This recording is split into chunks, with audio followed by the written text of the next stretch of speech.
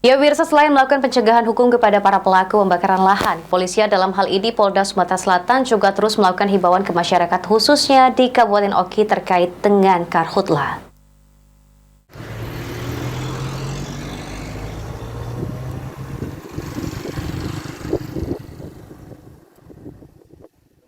Disampaikan oleh Kapolda Sumatera Selatan, Irjen Pol Rahmat Wibowo dalam kegiatannya beberapa waktu lalu.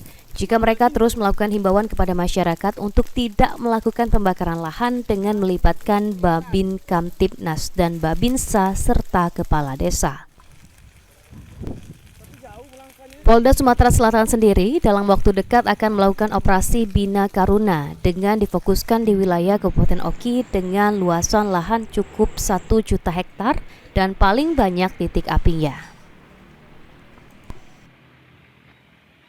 Dalam waktu dekat akan melakukan operasi Bina Karuna, yaitu operasi yang dipimpin oleh Direktur Binmas, dan saya sudah minta agar difokuskan di daerah Ogan Komering Ilir, yang kita ketahui bahwa daerah situ dari tahun ke tahun dengan luasan hampir kurang lebih 1,9 juta hektar, itu paling banyak titik apinya, mulai dari Pendamaran sampai air Sugihan.